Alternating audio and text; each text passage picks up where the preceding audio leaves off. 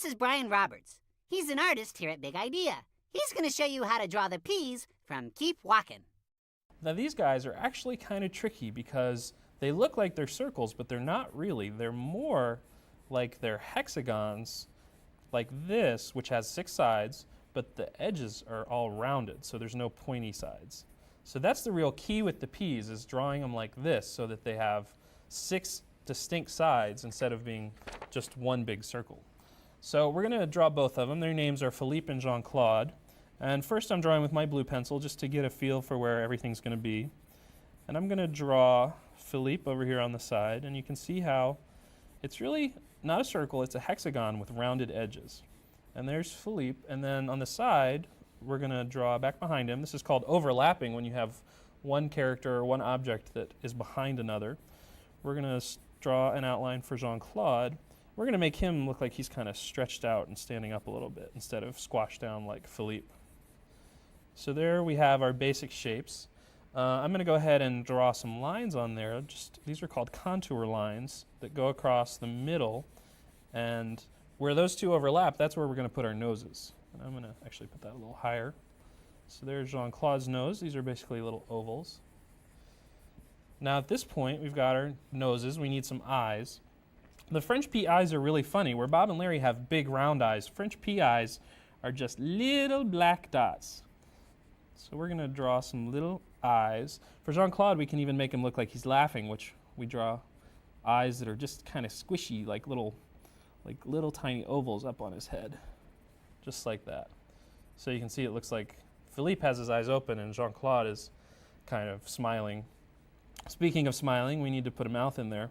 The French peas usually have their mouths off to the side instead of being in the middle of their faces. So we're going to do that, and then we'll have Philippe with a little smile there. Now, we need to draw their costumes, which in Josh and the Big Wall were big kind of Trojan helmets. So those are kind of tricky. The top is just part of a circle, just a big round spot. But then on the sides, they have these big flaps that come out like that. So we need to draw those flaps. And there's the beginning of the helmet, and we need to do Jean-Claude's. Again, a circle, kind of a part of a circle across the top, and then a big flap that comes out the side. And then it comes across his face like that.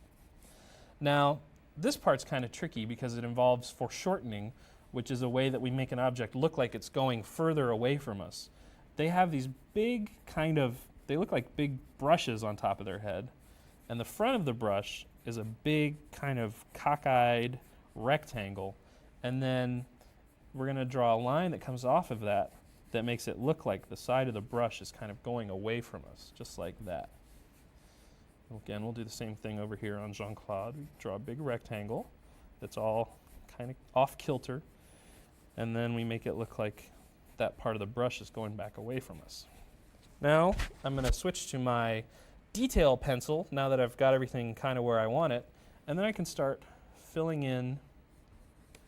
in black all these lines that I've already made. I'm going to do the eyes. Now you'll notice once we get to some other parts that I didn't draw every little line with the blue pencil. As I come back in with this dark pencil, I'll add some little details, things that I didn't draw with the blue, because the blue is really just to give me kind of a target of where I want to put my lines. I'm going to draw this flap. Another thing is, when I draw on the blue pencil, I can change my mind if I want to add something later. So I think that I want to put in Mr. Slushy Cup right here next to Philippe.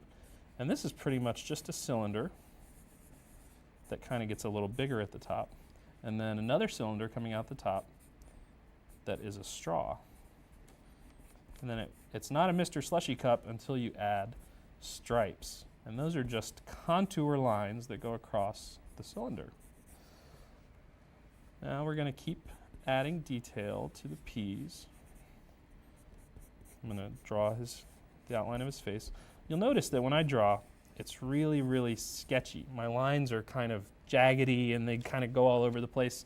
That's okay. That's just kind of my style. That's how I like to draw. And the more you draw, the more you'll develop your own style and your own way of handling how you draw. And that's all part of the fun of art, is that there's no right way and there's no wrong way. There's only your way. Now, you'll see here, we've got these brushes on top of their heads. Now I want to add some lines in those. These are also called contour lines that kind of break up that brush and give it the feeling like it's kind of jagged, like it's made out of bristles, like on your toothbrush. Well, now we've got a good outline. Since the French peas are very round in 3D, we want to add some shading, though. One of the first things I like to do is draw shadows on the ground. And for that, just go in real quick and draw a little kind of part of a circle, and then just make sure we draw the shadow for the Mr. Slushy cup, too. And these kind of parts of their head pieces, I'm going to shade those in, kind of give it a shadow. You'll also notice when I was drawing before, I drew shadows underneath the noses. Anytime you draw shadows, it helps to make your characters look more round and more dimensional. And since the VeggieTales are very dimensional, we want to add shadows to help make them look more real. Here I'm adding a shadow underneath the helmet, because if the sun were shining down on them, there would be a little bit of a shadow right on their heads where the helmet was blocking the sun. And then we'll add some more lines up here to make that look more like bristles. And now we just want to add a little bit more shading, like on their bodies, to make them look like they're round. And there you go. There's the French peas from Josh and the Big Wall. This is Chuck Volmer. He's an artist here at Big Idea. He's going to show you how to draw the bear from the Yodeling Veterinarian of the Alps. I think the best way to start out with the bear is just a circle. And that will be pretty much the top part of his head, where his eyes and his ears will sit. And then a good way to figure out the bridge of his nose is just to draw kind of a little half circle mark here at the lower end of the circle. And then that's going to be the bridge of his nose. And then I start out with another simple shape. It's kind of like a rounded diamond, I guess I would call it. And again, I like to work at this point with the side of my pencil and fairly loose and soft, so that as I build the drawing up, I can darken my lines as I become more sure of how I want it to look. Right now I'm just trying to get a feel for the overall shape, where I want to put things. Right now we've got a general shape for the top of his head, and then this would be like his muzzle. This is where his nose and his mouth are going to be. We're going to, I think, give him kind of a surprised expression today. Maybe Larry dropped something on his toe or something, and it's just dawned on him that it's going to really hurt. So we're going to maybe make one eye a little bigger than the other. That kind of gives him a slightly confused look, maybe. Make one pupil bigger than the other.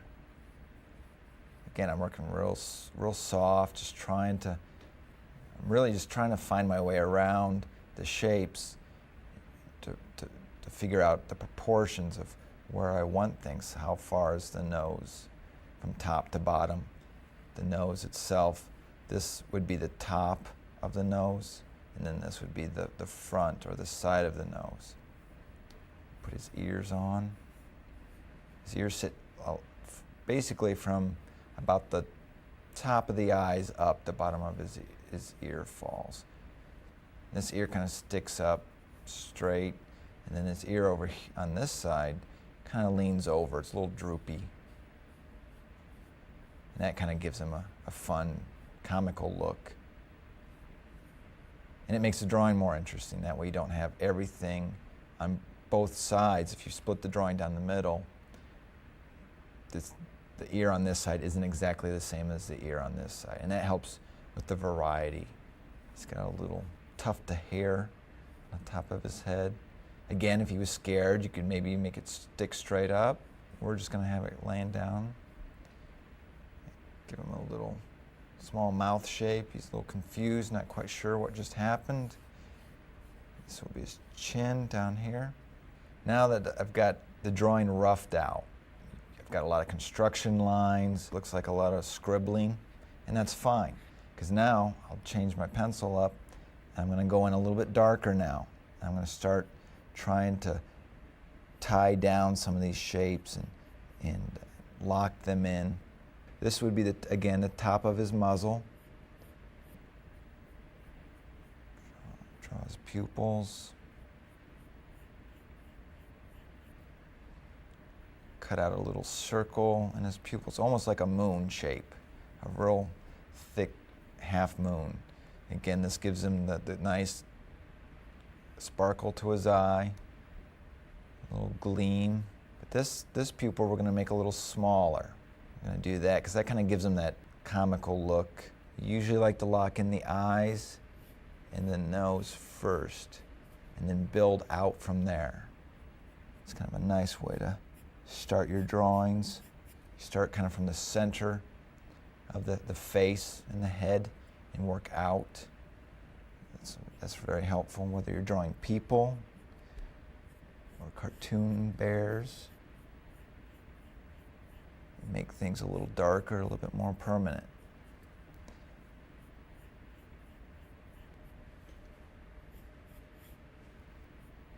And as we come down the side of his head, now that we kind of know where we want that, we can add little tufts of hair. Make him feel, again, a little bit more bear-like. Now over here, I've got construction line that comes out a little bit more than I like, but I did it faint enough that when we come in with the more permanent lines, we can change it a bit, add some tufts of hair. Now we're going to need to put in some eyebrows. He's got some nice thick eyebrows, which are nice for giving him a lot of expression as well. And we're going to raise the one eyebrow up a bit.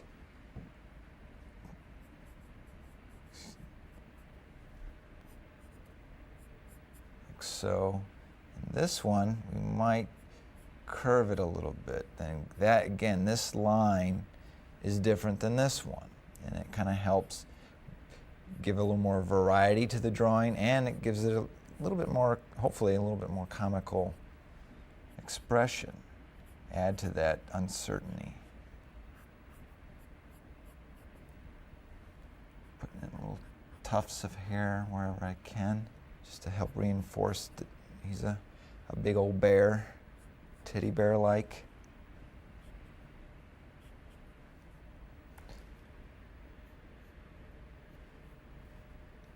On this bear as well, his muzzle or his mouth area is a different color than his fur.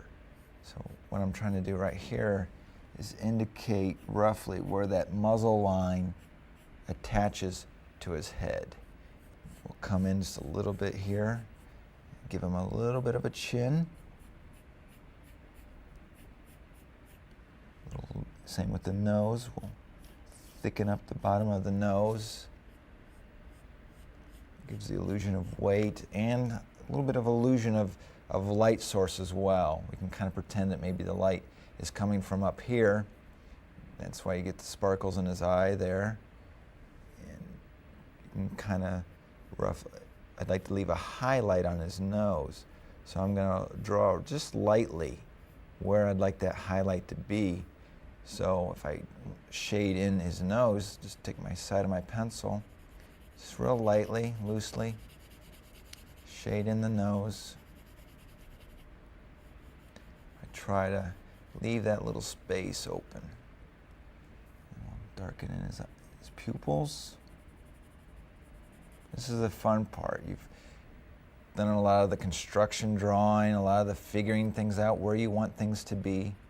And now you get to the fun part where you start darkening things in. If you want to get your colors, color them in brown or whatever color you'd like to color them. Work on this little tuft of hair. A couple little almost like V shapes for his hair.